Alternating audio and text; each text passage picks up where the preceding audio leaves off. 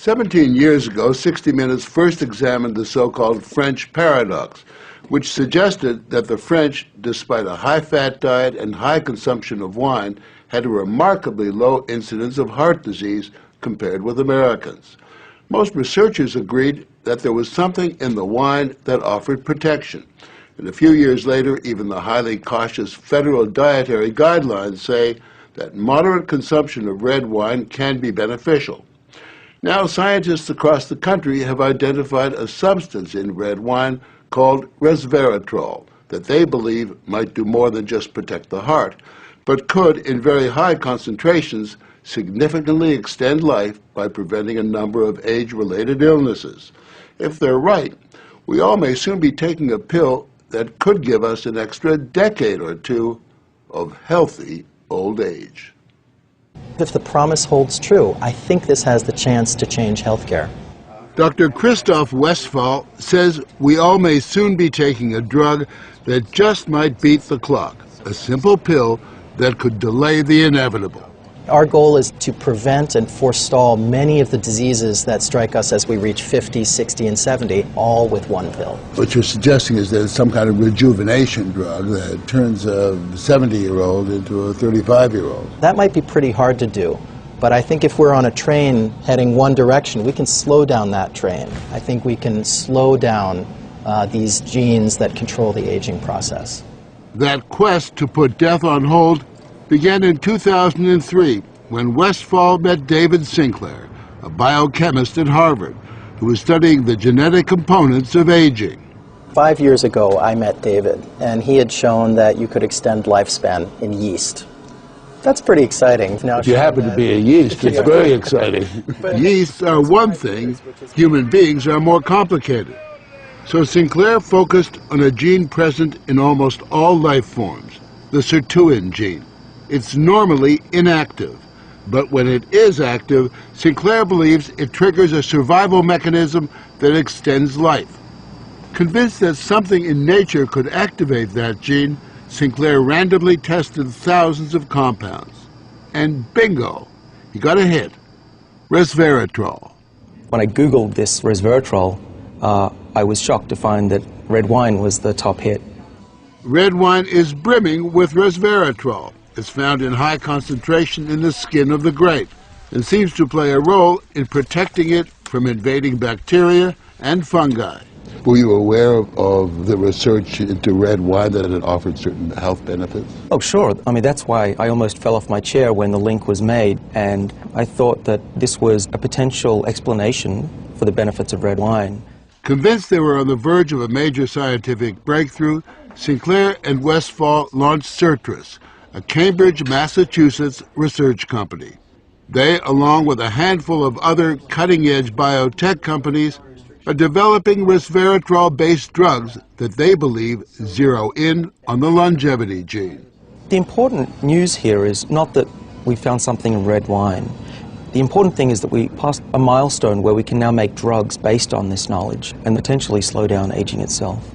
Everyone from plastic surgeons to your friendly snake oil salesman have been promising a ticket to eternal youth for some time. So the prospect of a prescription pill based on red wine that could trigger a longevity gene sounds too good to be true. And yet, scientists have actually known for years of one surefire way of doing that. Stay hungry.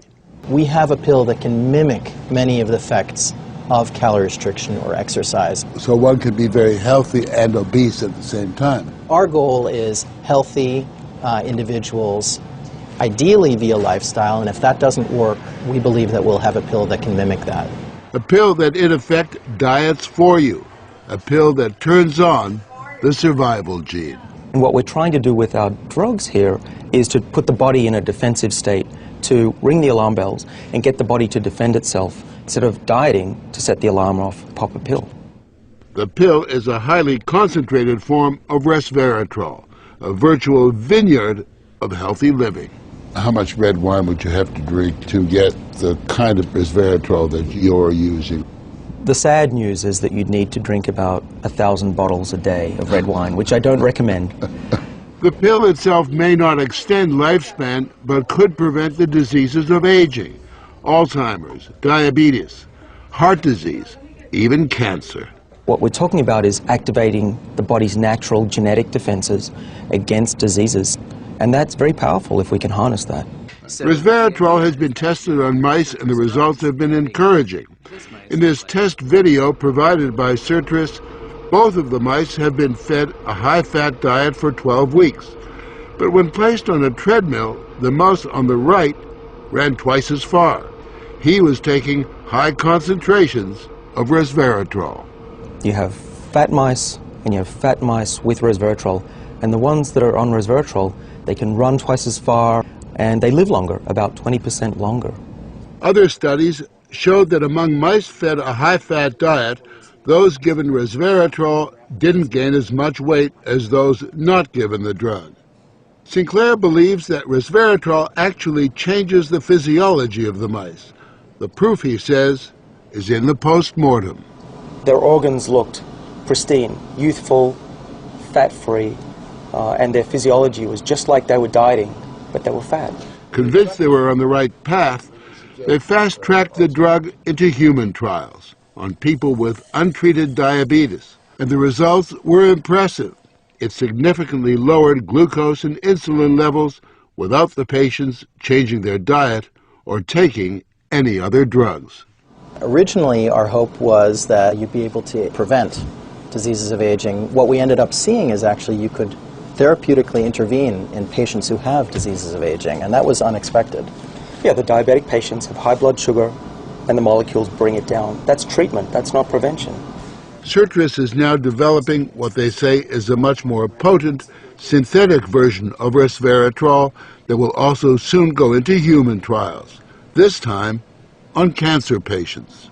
I keep on thinking, you know, what used to seem like it was science fiction, I actually believe the biology is right, and if we're right, this may be the most important thing that we're going to do in our lives. Possibly, but it is important to remember that 9 out of 10 drugs that look good in mice ultimately fail in human trials. Still, the speed and results generated by Sertris and the resveratrol drugs are unusual, and Sinclair believes these drugs will not only keep people living longer, but will keep them healthy longer. What we're talking about is potentially making a 90-year-old as healthy as a 60-year-old. A 90-year-old can play tennis and see their great-grandkids graduate from college. People will live active, healthy lives and then die quietly in their sleep, and that's really the aim here with these medicines. Are we on the edge of maintaining active lives into our hundreds, for example? Well, we've certainly passed a corner in terms of the science, and someone's going to achieve it, and if it's not us, it's going to be someone else. But the question that most of us want answered is, when do we get this pill? I would say 5 years, to be conservative, that this will happen within our lifetimes. I'm fairly certain about that. One measure of the potential of this research, Dr. Sinclair and Dr. Westfall's little startup company was recently bought by the pharmaceutical giant GlaxoSmithKline for almost $750 million.